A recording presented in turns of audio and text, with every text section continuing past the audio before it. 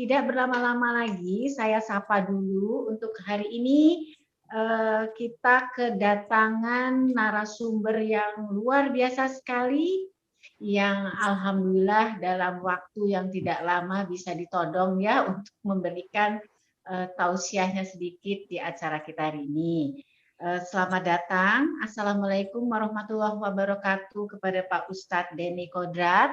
Waalaikumsalam warahmatullahi wabarakatuh. Sepertinya kita satu alumni nih Pak Denny. Saya dulu juga berbangga hati sebagai alumni Taruna Bakti. Anak saya juga dari alumni Taruna Bakti. Rupanya Pak Denny Kodrat dulu pernah mengajar ya di Yayasan Taruna Bakti.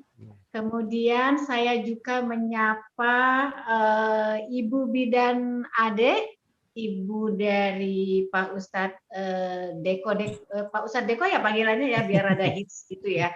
Kepanjangan Pak Ustadz Denny Kodrat.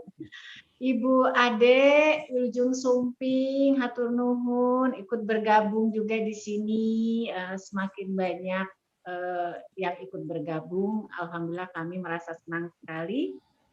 Sebelum kita mulai ke acara inti, perkenankan saya membacakan rundown acara halal bihalal PKBI Kota Bandung hari ini. Yang pertama, pembukaan sudah dilakukan. Kemudian sambutan yang akan diberikan oleh Ketua PKBI Kota Bandung, Dr. Widya Stuti SPOG MHKes, atau mungkin akan diwakilkan oleh Pak Dadi Suhanda. Gambar tante tekatnya rinya kelihatan. Gimana? Ngamukan Oh, Ibu Ade bisa di mute? Ya, oke. Nah, kemudian pembacaan ayat suci Al-Qur'an surah Al-Imran 133 sampai 134 oleh Kang Nurul Fahmi MPD, dan sari tilawah akan dibacakan oleh Dr. Siska Lestari, Sarjana SOS MAG. Kemudian tausiah dengan tema mengeja ikhlas yang akan disampaikan oleh Pak Ustadz Dr. Denny Kodrat MPD. Kemudian informasi kelembagaan yang akan disampaikan oleh Waka Kelembagaan atau Waka Remaja atau Waka Pelayanan dan Direktur Cabang Ibu Nunu Kusniati. Terakhir sesudah itu akan dilakukan diskusi, jadi teman-teman boleh bertanya. Sebetulnya sesudah selesai tausiah oleh Ustadz Deko, silakan teman-teman kami persilahkan untuk yang ingin bertanya ditulis di chat room ya, mulai dari Pak Ustadz Deko sudah menyampaikan tausiahnya, boleh yang ada ditanyakan ditulis, atau nanti juga akan kami beri kesempatan untuk yang akan bertanya langsung kepada Pak Ustadz Deko ya. Kemudian yang pastinya mungkin ditunggu-tunggu juga ya door prize ya. Jadi teman-teman jangan meninggalkan dulu Zoom kita sampai selesai kurang lebih maksimal pukul 12 nanti. Nanti ada door prize 2 hampers. Ini saya sudah pegang satu. Ini isinya seperti ini ya teman-teman ya. Ada masker, ada hand wash, ada buat sikat gigi, ada parfum, ada segala macam deh. Itu produk yang Oke punya ya. Oke punya. Ini ada 2 hampers. Nanti yang diundi itu saya juga tidak tahu itu kategori yang pemenangnya seperti apa. Nanti kita akan dapat surprise di akhir acara ya, sebelum door prize. Jadi saya nggak bisa menyampaikan di sini kategorinya apakah penanya terbaik, atau busana dress code terbaik, atau ekspresi terbaik, atau yang paling aktif, atau yang tidak pernah menutup kameranya. Itu nanti panitia yang lain akan memberikan surprise-nya. Ya, tidak berpanjang-panjang, kita sampai ke acara kedua, yaitu pemberian sambutan yang akan disampaikan oleh Dr. Widya Stuti SPOG MHKes. Bagaimana Mbak Helga ada di sini? Ada dokter. Ya, Mbak Helga mau sama dokter Wiwit atau gimana? Tadi sudah diinfokan dokter, izin tadi sudah ke Pak Dadi, jadi dokter Wid akan di pertengahan atau setelah tausiah untuk masuknya dokter. Oh siap, oke. Jadi silakan untuk memberikan sambutan Pak Dadi. Mangga. Terima kasih Bu Dr. Siti atas waktunya. Assalamualaikum warahmatullahi wabarakatuh. Dari saya pertama-tama mengucapkan taqabbalallahu minna wa minkum buat semuanya. Mohon maaf lahir batin. Insya Allah amal ibadah kita sebulan kemarin diterima oleh Allah Subhanahu wa taala dan kita kembali kepada kesucian. Terima kasih juga kepada Bapak Ibu, relawan dan staf pengurus PKBI yang sudah meluangkan waktunya sudah bisa hadir di sini. Terima kasih juga saya sampaikan kepada Pak Ustadz Denny Kodat yang sudah meluangkan waktunya juga tadi untuk bisa menyampaikan tausiahnya. Insya Allah nanti sama-sama nanti kita akan belajar bagaimana semua untuk bisa bersikap ikhlas mungkin ya. Saya di sini mewakili Dr. Widya Stuti. Tadi disampaikan beliau bahwa beliau ada keperluan yang mungkin tidak bisa ditinggalkan berkaitan dengan pasiennya. Insya Allah mungkin nanti beliau bisa bergabung nanti di pertengahan acara ini. Ya, mungkin juga tidak saya perpanjang lebar. Saya di sini saya hanya menyampaikan terima kasih atas kedatangan teman-teman di sini. Insya Allah hari ini dijadikan sebagai ajang silaturahmi online kita. Mudah-mudahan nanti ke depannya kalau ketika keadaan kondisinya sudah aman, sehat, kita bisa bertemu secara offline. Tapi juga itu tidak menutup kemungkinan kita untuk tetap bersilaturahmi dan kemudian tetap berkomunikasi. Sekian dari saya. Billahi taufiq wal hidayah. Wassalamualaikum warahmatullahi wabarakatuh. Mangga, silakan. Waalaikumsalam warahmatullahi wabarakatuh. Terima kasih Pak Dadi.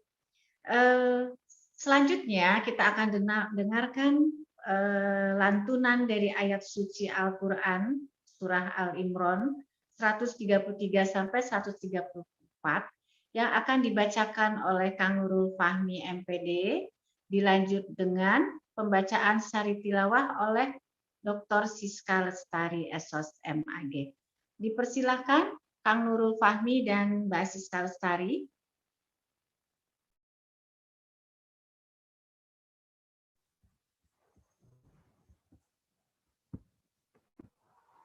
Cek, halo. Assalamualaikum warahmatullahi wabarakatuh.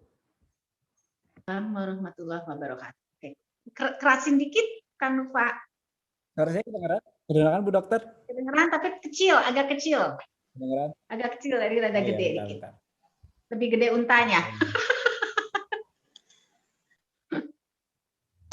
Saya lagi di Mesir, Bu. Oh, siap. Biar lebih afdol ya. Iya, betul. Oke, mangga. Baik, bismillahirrahmanirrahim. Assalamualaikum warahmatullahi wabarakatuh. A'udzu billahi minasyaitonir rajim. Bismillahirrahmanirrahim. وسارعوا إلى مغفرة من ربكم وجنة عرضها السماوات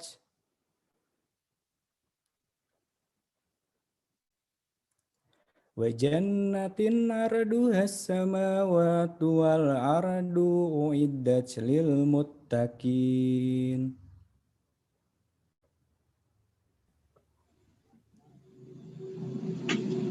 الذين ينفقون في السراء والضراء والكاظمين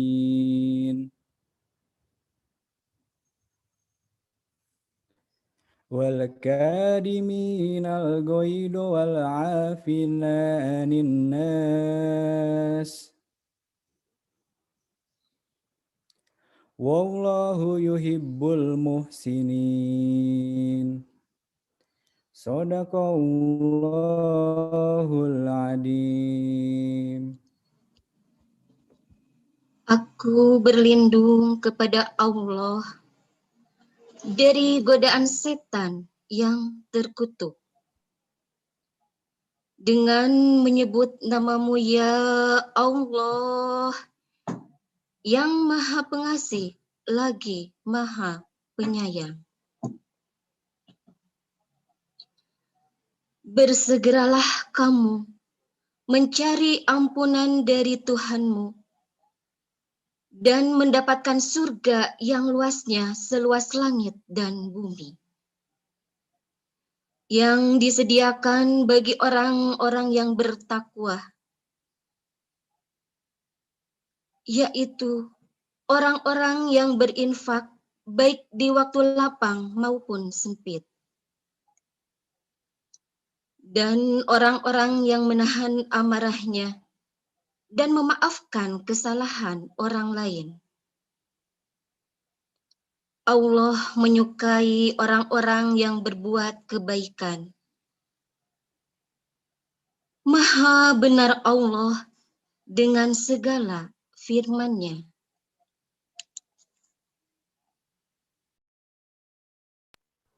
Assalamualaikum warahmatullahi wabarakatuh.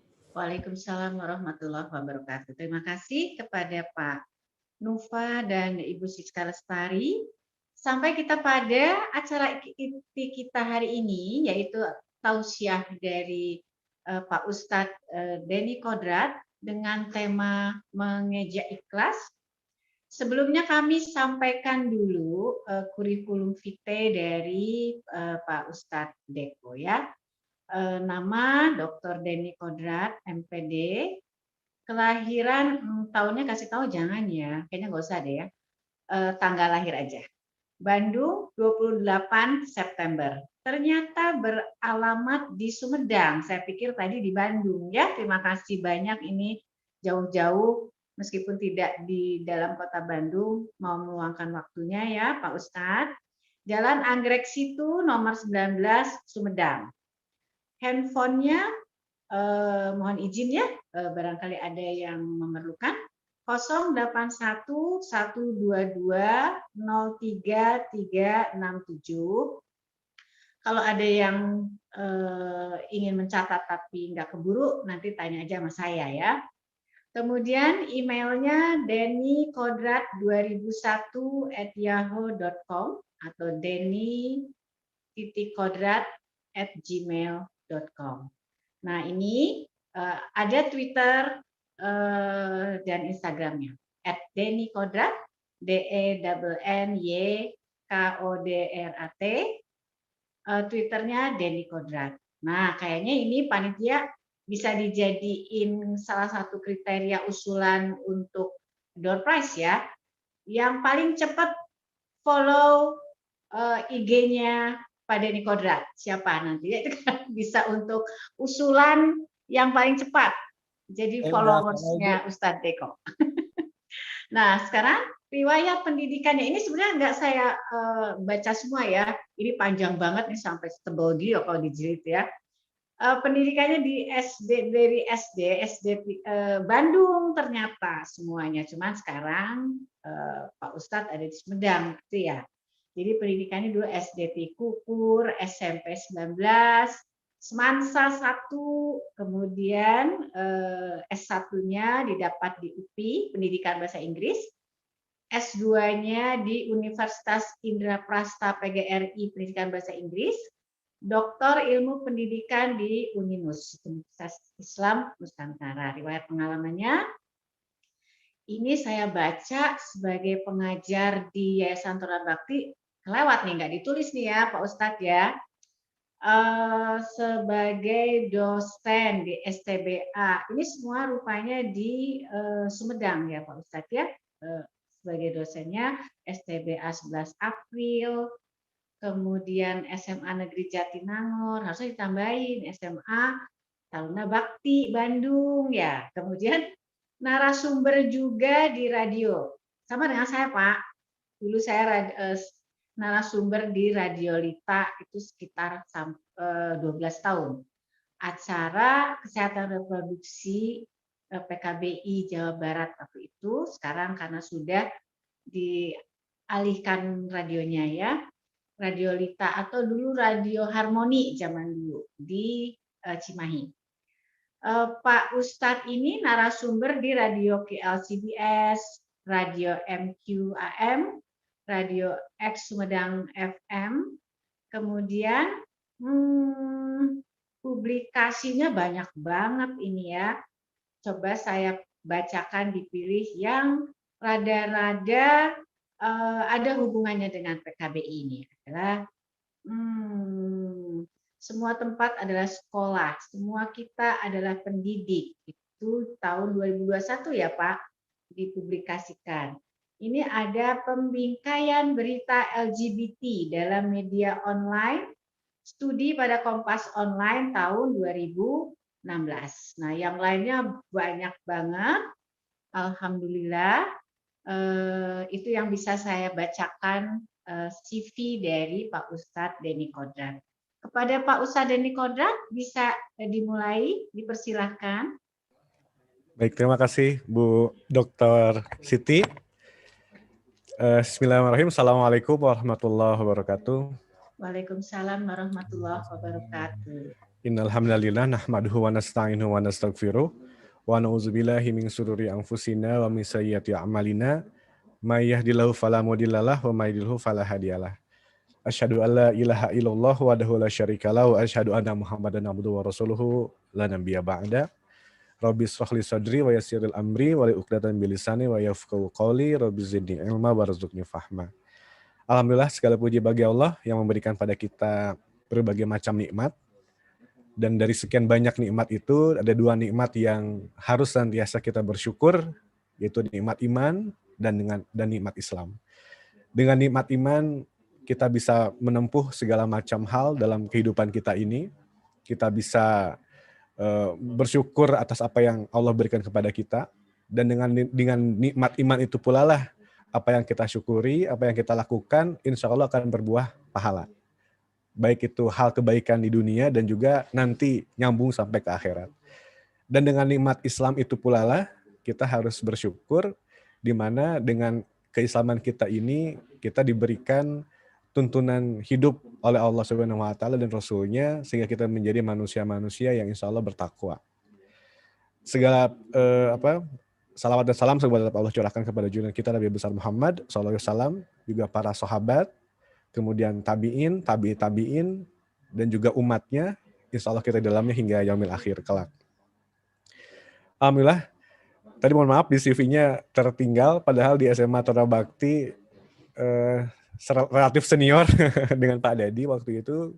Kita masuk 2005, namun saya akhirnya harus mengambil keputusan untuk beristirahat karena sudah terlalu lama, sehingga 2018 kalau tidak salah saya berhenti, tapi tetap dengan silaturahmi di SMA tersebut tetap terjaga hingga sekarang, ya alhamdulillah.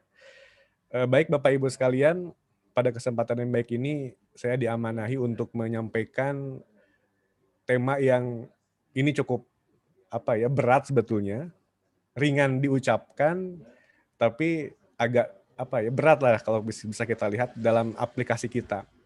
Kenapa kita sebut berat? Karena pertama sebetulnya semua hal itu sudah disampaikan oleh Allah dan juga oleh Rasul-Nya terkait dengan ikhlas itu. Namun kita belum bisa menentukan apakah seluruh perbuatan kita itu dikategorikan ikhlas ataukah tidak. Kenapa? Karena di dunia ini memang tidak ada ukuran-ukuran ataupun fakta bahwa saya ini ikhlas, aktivitas yang saya lakukan ini adalah ikhlas, aktivitas yang kita lakukan itu diterima oleh Allah, itu tidak ada. Kita baru akan tahu bahwa perbuatan kita ini diterima atau ikhlas itu ketika nanti di yaumil akhir. Makanya di sana dalam satu hadis, ini saya kutip dari kitab Tazkirah karya Imam Al-Qurtubi, 2 kitab cukup tebal, fokusnya membahas tentang kehidupan setelah kematian gitu. Di sana di yaumil akhir kelak Allah akan memanggil 3 orang pas awal-awal itu. Jadi kita semua dikumpulkan di padang mahsyar, kemudian dipanggil 3 orang.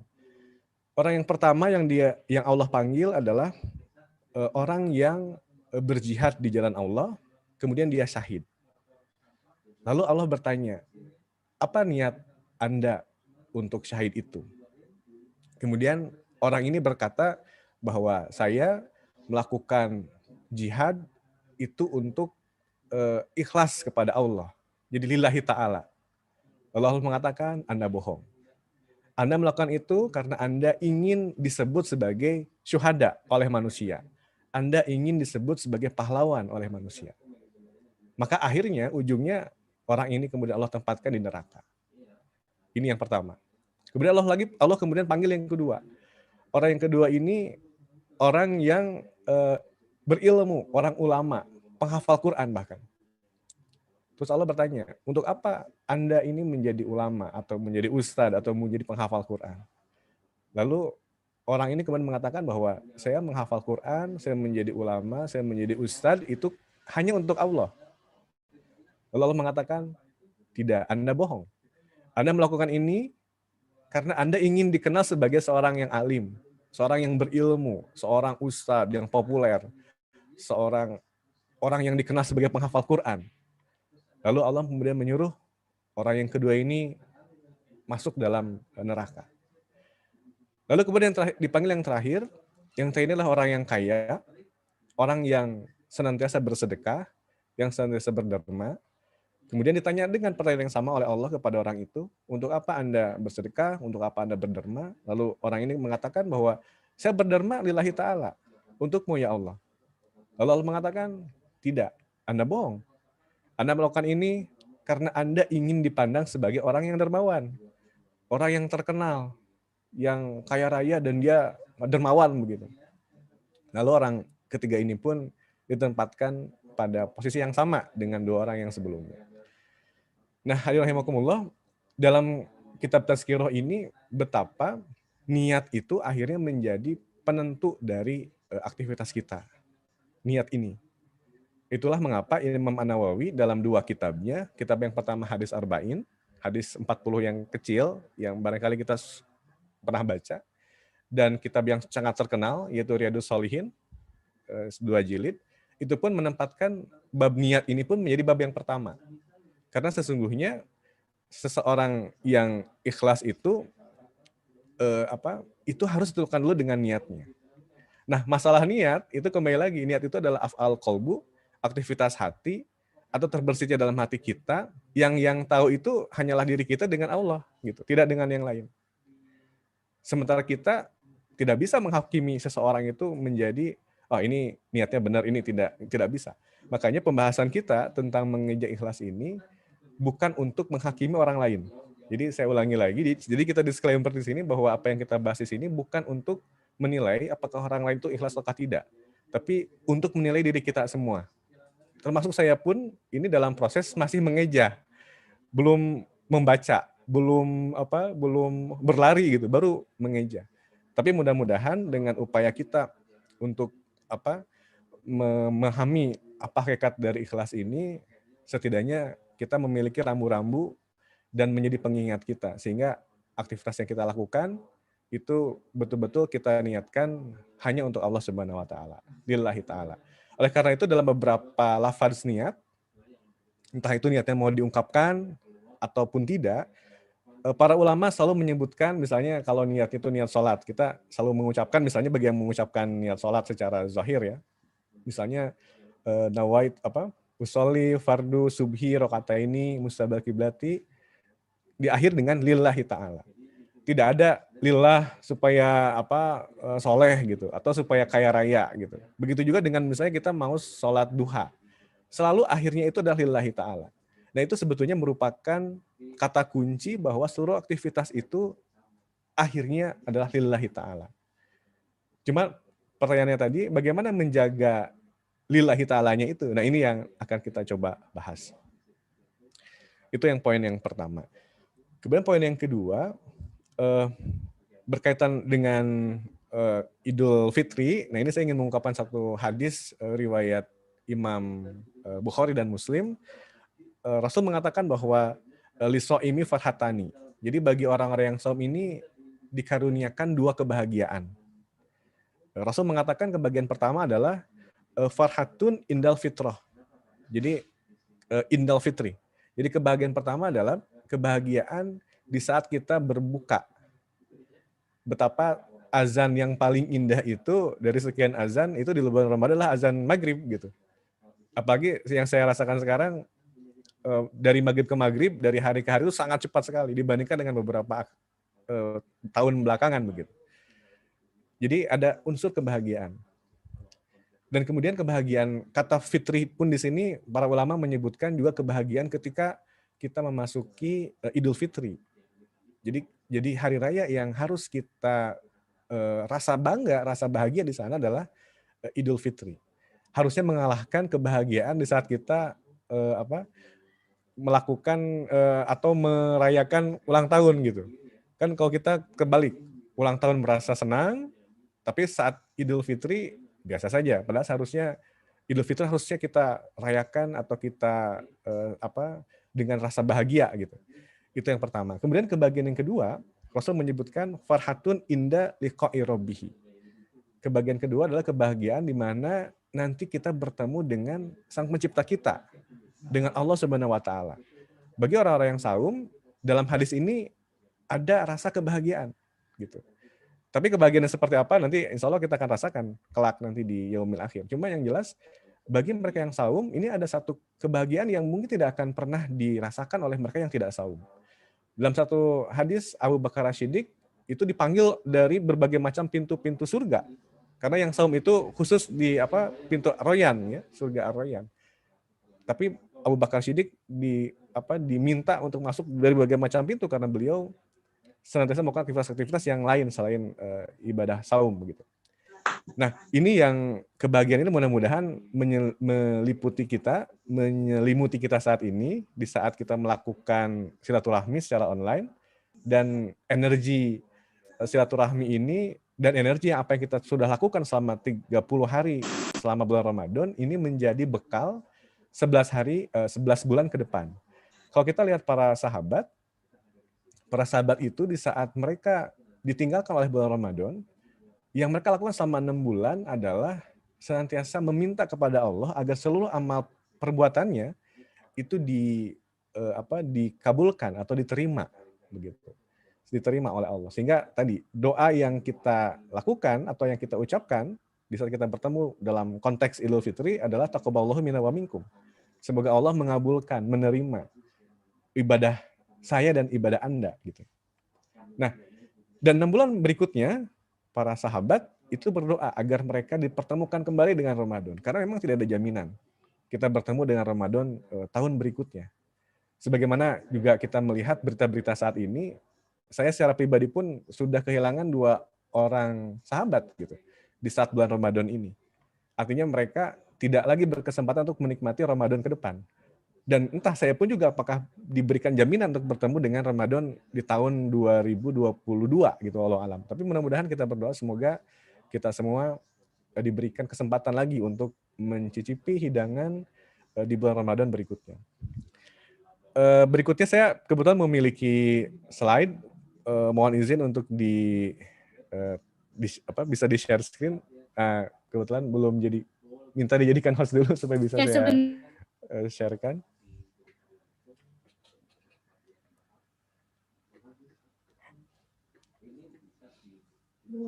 Ya, terima kasih. Oke, sudah bisa.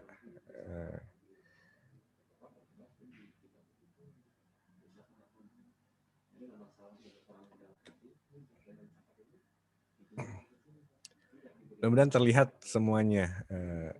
Sudah terlihat ya ininya, tampilannya. Ya. Baik, kita awali dulu dengan satu surat di dalam Al-Quran yang saya yakin semua kita tahu dan hafal, termasuk juga dengan artinya. Surat ini disebut atau dinamakan sebagai surat Al-Ikhlas. Kata ikhlas sendiri tidak ada dalam Al-Quran. Surat Al-Ikhlas sendiri tidak ada di dalam ayat-ayat di dalam Al-Quran. Namun kata Al-Ikhlas ini diabadikan oleh Allah di dalam suratnya ini, yang juga sering dikenal oleh kita Kulhu, surat Kulhu. Ya. Saya awali di sini, Allah berfirman di dalam surat Al-Ikhlas ini, Auzubillahi minasyaitonirrajim, bismillahirrahmanirrahim, Qul huwallahu ahad, katakan ya, katakanlah Muhammad bahwa dialah Allah yang ahad, yang esa. Allahus Samad. Allah tempat meminta segala sesuatu. Lam yalid wa lam yulad. Allah tidak beranak dan tidak pula diperanakan. Walam yakullahu kufuwan ahad. Dan tidak ada sesuatu yang setara dengan dia. Yang unik dari ayat atau dalam surat ini, kata al-ikhlas, tetapi di dalam ayat-ayatnya tidak ada kata ikhlasnya. Tetapi selalu ada kata Allah, Allah, Allah, dan Allah. Gitu. Dari sini kita bisa memberikan satu pemahaman bahwa Allah mendidik kita dengan surat ini bahwa ikhlas itu ternyata tidak perlu diucapkan. Bahkan kalau kita mengucapkan saya ikhlas gitu, jangan-jangan memang tidak ikhlas. Jangan-jangan gitu. Jadi tidak perlu kita ungkapkan secara eksplisit barangkali, karena yang terpenting dari ikhlas itu adalah bagaimana kita dengan Allahnya, bukan dengan orang lain. Kalau orang lain mungkin lebih pada dampaknya, gitu. Karena yang sesungguhnya ikhlas itunya sendiri adalah bagaimana kita memurnikan seluruh amal perbuatan ini kita peruntukkan oleh Allah Subhanahu Wa Taala, untuk Allah Subhanahu Wa Taala, begitu. Nah, saya akan coba memulai dari definisi ikhlas. Secara bahasa, kata ikhlas ini pemahamannya dari bahasa Arab adalah akhlaso, yukhlisu, begitu. Artinya secara kata mengerjakan sesuatu dengan hati yang bersih, atau memurnikan, atau mengambil intisari sesuatu, atau memilih, gitu. Kata ikhlas itu dari aspek bahasa. Kata akhlos dan yukhlis ini ada di dalam Al-Quran. Misalnya di dalam An-Nisa ayat 146. Allah berfirman dalam ayat ini, ilal ladzina tabu, kecuali orang-orang yang bertobat, wa aslahu, dan mengadakan perbaikan, wa tasomu billahi, dan berpegang teguh ya kepada Allah, wa akhlasu dinahum, dan tulus ikhlas dalam beragamanya, lillahi, nah itu kepada Allah atau karena Allah, faulaika ma'al mu'minin, dan mereka itulah adalah bersama-sama orang yang mukmin, yang beriman. Wasaufa yu'tillahul mu'minina ajron azima, dan kelak Allah akan memberikan kepada orang-orang yang beriman itu pahala yang besar. Ini ayat 146 dalam Quran Surah An-Nisa. Jadi kalau kita lihat di sini, Allah menyampaikan kepada kita bahwa orang-orang yang bertobat, kemudian dia memegang teguh agama Allah, melakukan perbaikan dan islah, ya, wa aslahu di situ islah, mengadakan perbaikan, kemudian berpegang teguh kepada agama Allah dengan tulus ikhlas, maka mereka akan Allah janjikan pahala yang besar. Jadi pertanyaan berikutnya, kalau kita kutip dari sini, kata ikhlas ini selalu akhirnya ada kata ini, lillahi, karena Allah. Gitu. Nah, ayat yang lain juga ada kata, disebutkan di sini kata mukhlisin. Huwal hayyul la ilaha illa huwal fad'uhu mukhlisina lahuddin. Jadi kata-kata mukhlisina lahuddin. Ini juga ada dalam Al-Bayyinah juga sama, kata-kata mukhlisina lahuddin. Dialah yang hidup kekal, tiada Tuhan yang berhak disembah melainkan Dia, maka sembahlah Dia dengan mukhlisina lahuddin. Dengan memurnikan, mukhlisin itu memurnikan ajarannya atau ibadahnya. Alhamdulillahirabbil alamin. Segala puji bagi Allah, Tuhan semesta alam. Nah, dari dua kata ini saya mengutip apa yang disampaikan oleh Imam Syafi'i. Beliau mengatakan bahwa semua manusia itu mati. Gitu. Itu beliau mengatakan sangat tegas bahwa semua orang ini mati hakikatnya.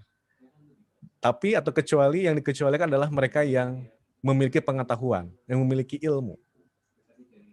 Makanya kalau misalnya kita berhenti untuk belajar, maka Imam Syafi'i menyebutkan, katakanlah innalillahi wa inna ilaihi rajiun pada mereka yang tidak mau lagi belajar gitu. Apalagi belajar agama. Imam Al-Ghazali menyebutkan bahwa tafakuh fiddin atau mempelajari atau belajar ilmu-ilmu agama itu adalah fardu ain. Kewajiban yang wajib gitu. Jadi kewajiban yang fardu ain, yang wajib gitu. Mencari ilmu itu. Nah, Imam Syafi'i juga menyebutkan bahwa dan semua orang yang memiliki pengetahuan akan tertidur. Karena barangkali dia sudah merasakan, saya punya banyak ilmu nih, udah punya banyak informasi, pengetahuan. Dan dikecualikan adalah mereka yang melakukan amal soleh. Jadi ilmu pengetahuan atau ilmu itu tidak akan bermakna apa-apa kecuali dia amal. Nah, ikhlas ini koridornya ada di amalnya itu. Jadi tidak ada nilainya ketika kita banyak mengetahui teori-teori tentang ikhlas, tetapi dia tidak pernah beramal untuk mewujudkan ikhlasnya itu tidak mungkin. Nah, Imam Syafi'i menyebutkan, dan mereka yang beramal soleh akan ditipu, kecuali mereka yang ikhlas. Jadi kalau kita beramal soleh, tetapi kita tidak memiliki pemahaman tentang ikhlas, itu pun akan rugi, ditipu begitu. Dan beliau menyebutkan di bagian akhir, dan mereka yang ikhlas akan selalu merasa khawatir. Pertanyaannya khawatirnya apa? Pertama, barangkali dia khawatir aktivitasnya atau amalnya tidak diterima oleh Allah karena tidak ikhlas.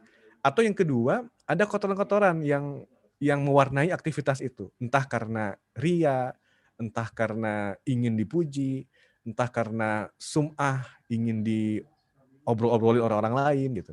Apalagi dalam kondisi saat ini, betapa mudah ria itu menghinggapi diri kita dalam kondisi sekarang ini. Era 4.0 itu luar biasa. Foto aja, jadikan status di Instagram. Sedang ngaji, itu jadi agak ternoda gitu. Atau alhamdulillah sekarang sudah 2 hari saum sawal lah gitu di status WhatsApp gitu. Jadi sekarang banyak sekali celah-celah rayap-rayap itu memakan amal ibadah kita, amal perbuatan kita. Ya, yang viral-viral itu. Nah, ini yang menjadi catatan juga. Artinya kalau kita coba cermati ungkapan Imam Syafi'i, berarti orang yang ikhlas, salah satu cirinya adalah dia merasa khawatir bahwa amal ibadahnya itu tidak diterima oleh Allah.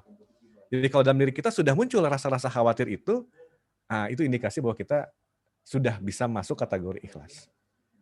Tapi kalau sudah kepedean, insya Allah lah. Saya mah pasti ahli surga, terlalu pede banget. Jangan-jangan nggak begitu. Kenapa? Karena ternyata para sahabat pun yang sudah jelas-jelas Allah jamin, ya, misalnya Abu Bakar As-Siddiq, Umar bin Khattab, itu sudah dijamin oleh Allah masuk surga. Tapi beliau tetap ada rasa takut gitu. Bahkan di dalam Ramadan sendiri, kalau kita cermati para sahabat di hari-hari terakhir Ramadan, itu kegiatannya luar biasa kalau kita bandingkan dengan diri saya gitu. Misalnya salah satu yang saya tahu, Umar bin Khattab itu senantiasa beliau melakukan ibadah sholat Isya, kemudian tarawih, terus nembus sampai subuh, dan dia sholat subuh menggunakan wudhu Isya gitu. Artinya terus melakukan aktivitas ibadah. Bahkan Imam Syafi'i diriwayatkan beliau senantiasa melakukan aktivitas sholat malam, itu satu riwayat menyebutkan sampai 1000 rakaat satu malam. Bisa dibayangkan Bu, Bapak gitu, 1000 rakaat. Kita debat aja kan, tarawih aja kita berdebat, mau yang mana nih? Mau yang 11 tapi setengah jam, atau mau 20 sekian tapi 5 menit gitu, 4 menit gitu. Tapi para sahabat nggak begitu. Karena bisa jadi ini menunjukkan bahwa rasa ikhlas itulah yang mengakibatkan mereka makin takut. Makin takut, jangan-jangan perbuatannya nggak diterima oleh Allah. Padahal mereka sudah dijamin masuk surga. Nah kalau kita malah kebalikannya, kita malah kepedean dengan aktivitas kita. Itu ungkapan dari Imam Syafi'i. Dalam satu riwayat, Rasul pernah menyebutkan, ini yang disebut dengan syirik kecil. Beliau mengatakan, beliau bersabda, yang paling kutakutkan untukmu adalah syirik kecil, yaitu ar-riya. Allah akan mengatakan pada hari penghakiman, ketika dia menghadiahi orang-orang untuk tindakan mereka. Jadi Allah mengatakan kepada mereka ini yang punya ria ini atau syirik kecil ini, pergilah ke orang-orang yang kamu lakukan ria untuk di dunia. Kemudian lihat apakah kamu menemukan pahala dengan mereka. Gitu. Jadi ada satu ungkapan bahwa ria itu atau termasuk juga barangkali ikhlas juga gitu. Itu ibarat atau ria barangkali ya. Ibarat semut hitam berjalan di batu hitam di tengah malam yang pekat gitu. Jadi musuhnya ikhlas itu ria. Gitu. Musuhnya ikhlas itu ria. Makanya ikhlas dan sabar itu satu paket juga. Karena sabar itu sesungguhnya bukan kita nerima kondisi begitu ya, tapi sabar itu sesungguhnya adalah keistiqomahan. Sabar dalam ketaatan itu adalah bagian dari keistiqomahan. Gitu. Makanya ketika misalnya kenapa akhirnya seorang muslim selalu didorong untuk melakukan amal sebanyak-banyaknya, karena ya mudah-mudahan dari sekian banyak amal yang dilakukan itu ada 1-2 yang nyangkut lah gitu sebagai amal yang ikhlas. Yang kita akan tahu nanti di yaumil akhir kelak begitu. Dan bahkan dalam konteks ini pun juga akhirnya banyak muslim yang ketika dia dihisab itu kaget. Ada amal-amal yang dia tidak sadar gitu. Jadi Allah memberikan satu gambaran, ini nih amal ibadah kamu yang besar gitu. Lalu mereka bertanya, ini amal dari mana? Karena saya nampaknya nggak sampai sebesar itu. Ternyata amal yang dimaksud atau yang diberikan di yaumil akhir itu adalah amal karena dia dizolimi gitu. Amal karena dia selama dunia dia disakiti, terus dia ikhlas nerima itu, terus dia sabar. Yang itu dia tidak sadar bahwa itu yang diterima. Nah, oleh karena itu dalam satu hadis menyebutkan, kalaulah manusia-manusia itu tahu akan besarnya pahala atau amal nanti yang diterima di yaumil akhir, maka orang-orang itu inginnya tuh dizolimi di dunia itu gitu. Ini dizolimi. Karena dia akan menerima tadi amal-amalnya itu secara gratis. Ya entah itu mungkin dikena fitnah atau terkena gunjingan atau gosip atau segala macamnya. Dan dia ikhlas menerima itu. Dan dia tetap melakukan ketaatan. Jadi sabar dalam ketaatan. Begitu. Nah, Bapak Ibu sekalian, pada bagian berikutnya saya kutip ini dari Imam Nawawi Al-Bantani, salah satu ulama Nusantara yang terkenal karena beliau juga merupakan salah satu ulama besar di Mekah. Beliau menyebutkan ada 3 tingkatan ikhlas. 3 tingkatan ikhlas.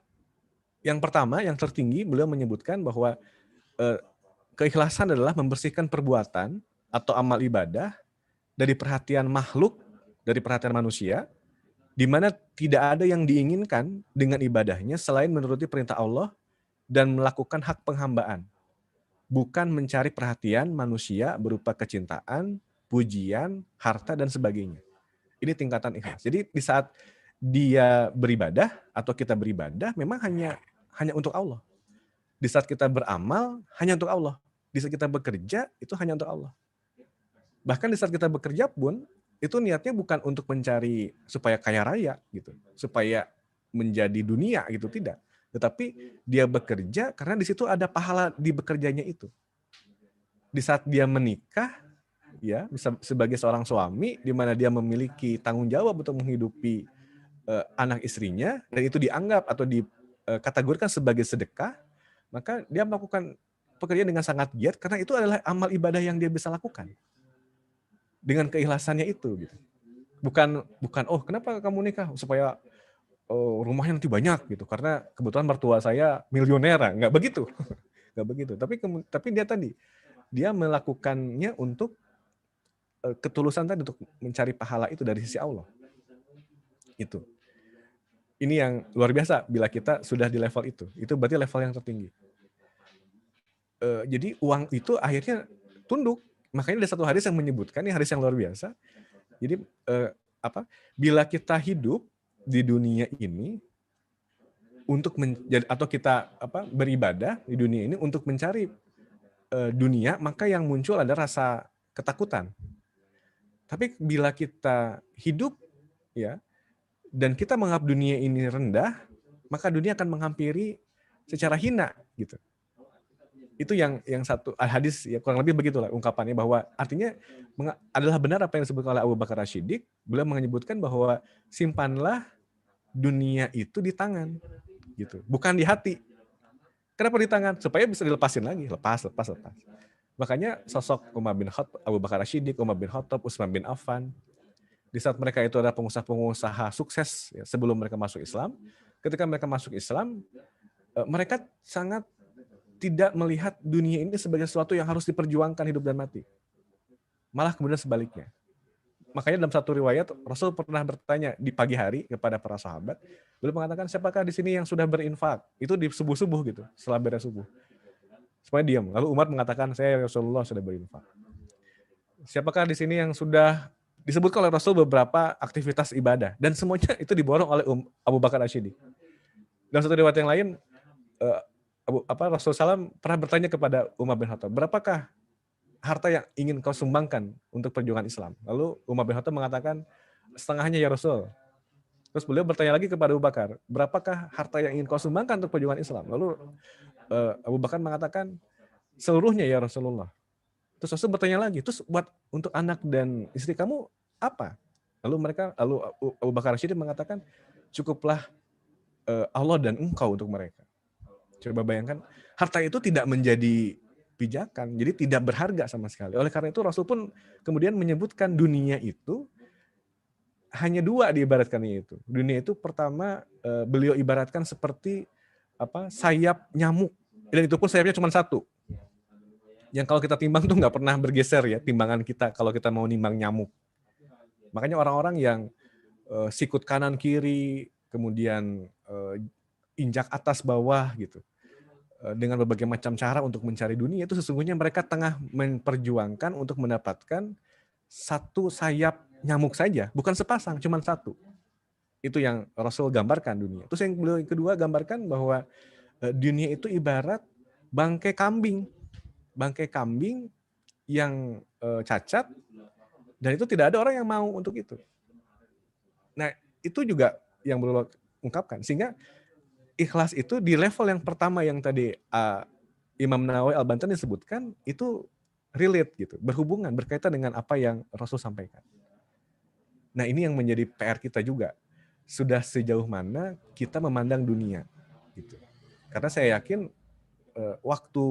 waktu hidup kita ini sangat sedikit, sebentar, tidak terasa, dan kalau kita mengejar-ngejar dunia itu ibarat kita mengejar bayangan yang nggak pernah sampai.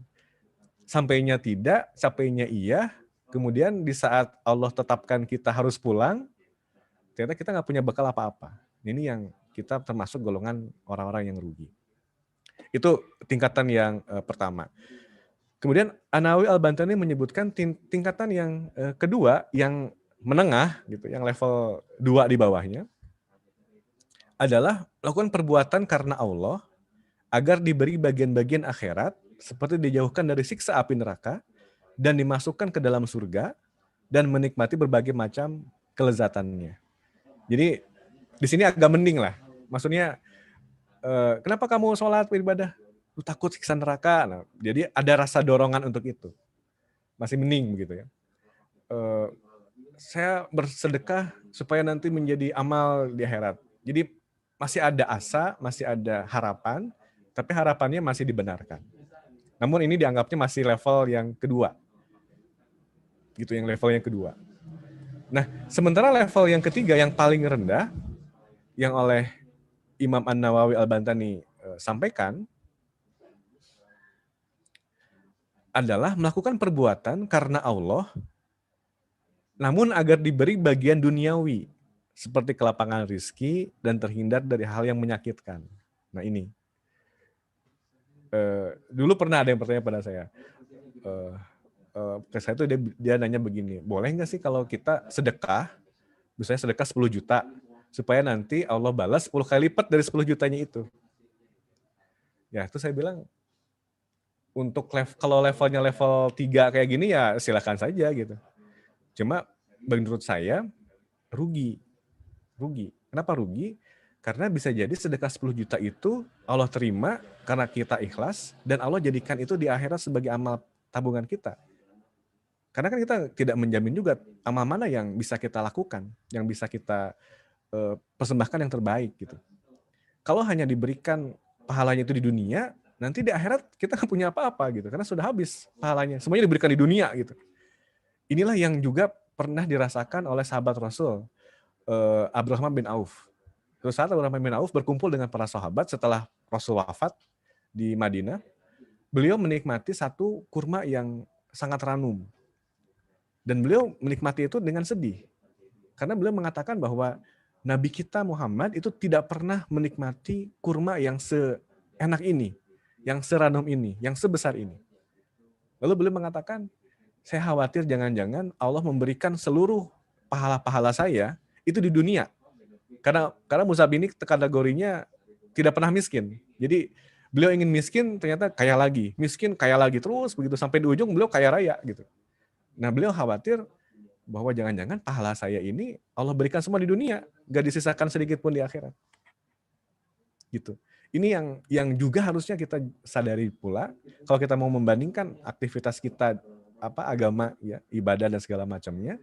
Kemudian kita berdoa hanya untuk sekeping dunia, menurut saya rugi gitu. Menurut saya rugi. Sebagaimana juga rugi bagi kita yang masih punya utang dan nggak dibayar sampai kita wafat. Gitu.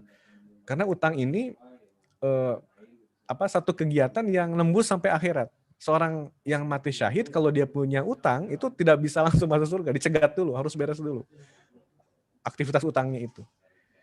Nah, di saat nanti di yaumil akhir utang kita tidak terbayar, maka dibayarkannya itu bukan lagi dengan uang, bukan dengan dinar dan dirham, tapi dengan amal perbuatan kita. Maka rugi sekali bila kita wafat masih punya utang dan kemudian utang itu dibayar di akhirat dengan amal ibadah kita. Itu sangat rugi.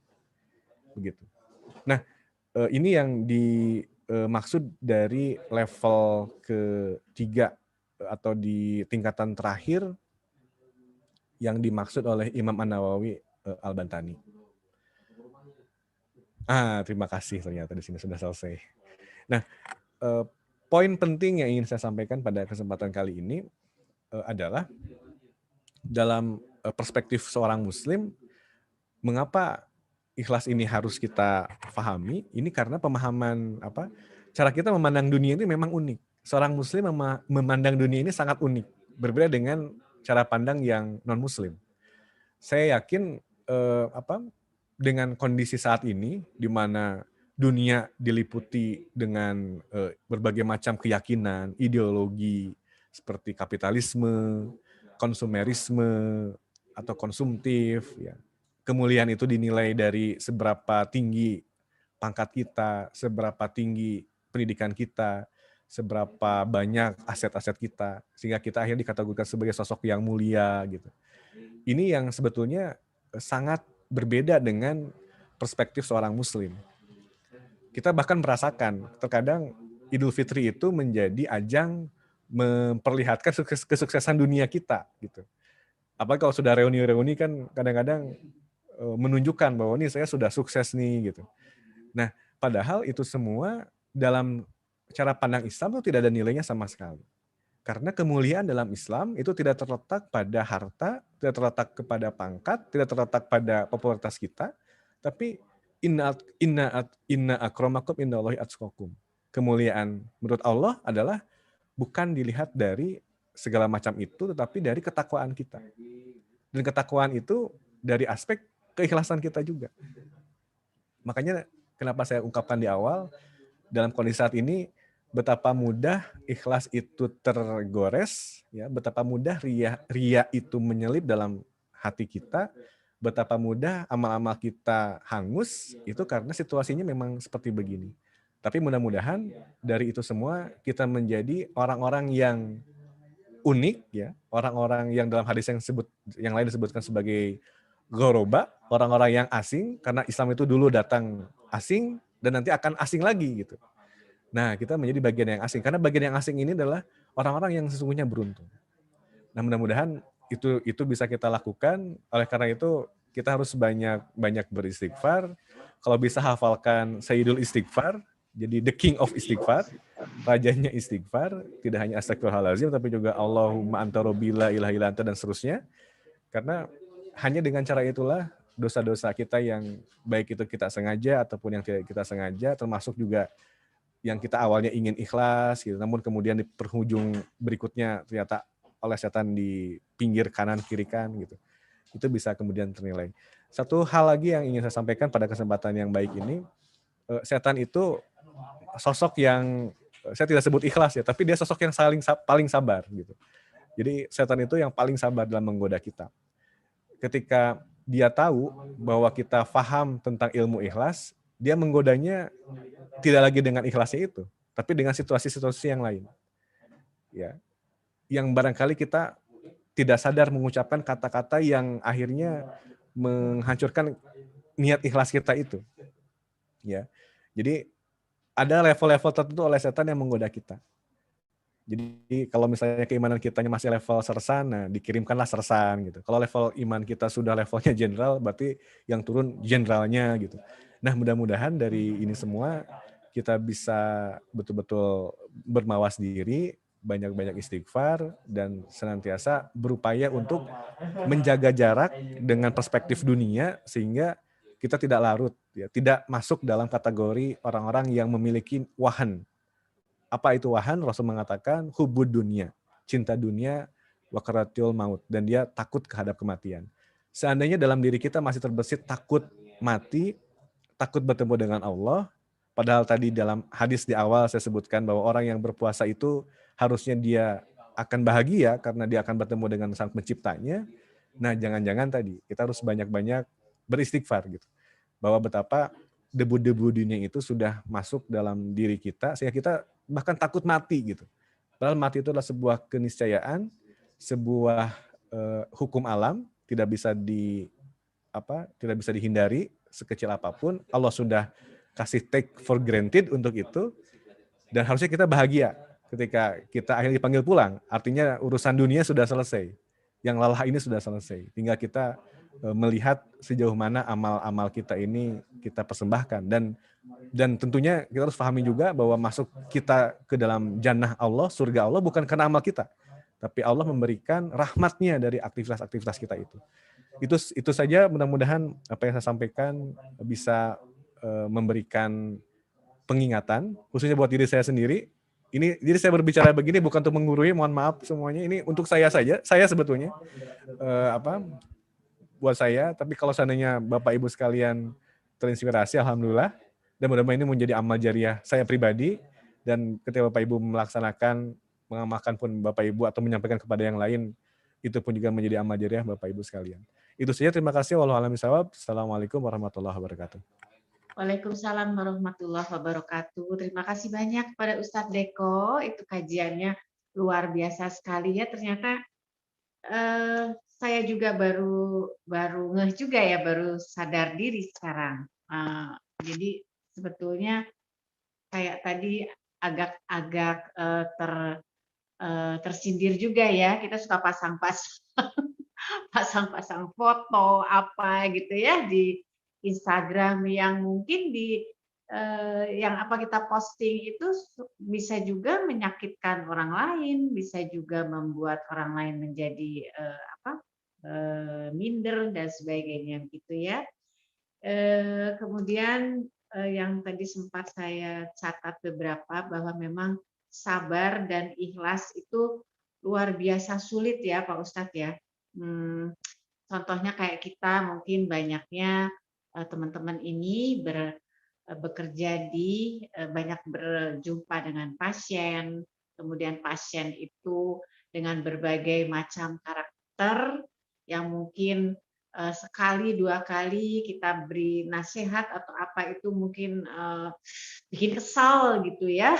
Itu susah sekali. Itu dari contoh kecil aja dari pekerjaan kami sehari-hari, susah banget untuk sabar gitu ya. Terus betul kalau ada kumpul-kumpul, reuni atau apa, pasti yang diomongin, oh kamu sudah jadi direktur ya, kamu udah jadi manajer ini ya, oh mobilnya berapa? Kadang-kadang Pak Ustadz ya yang diobrolin tuh itu gitu ya. Kemudian atau kita nggak sengaja membangga-banggakan anak-anak kita di depan teman-teman kita yang mungkin sulit untuk punya anak. Kadang-kadang gitu ya, kita lupa. Nah, saya buka untuk sesi pertanyaan. Ini Pak Ustadz sudah ada 3 pertanyaan. 1 pertanyaan sebenarnya dari saya sih Pak Ustadz ya, tapi satu terakhir aja. Ini saya bacakan pertanyaan dari teman-teman. Kalau yang sudah berleluasa waktu, tolong dibuka kameranya ya, gitu, supaya nanti kita bisa lihat, kemudian Pak Ustadz juga bisa lihat. Ini siapa aja nih teman-teman yang join di Zoom hari ini gitu. Nah, Bu Siska bertanya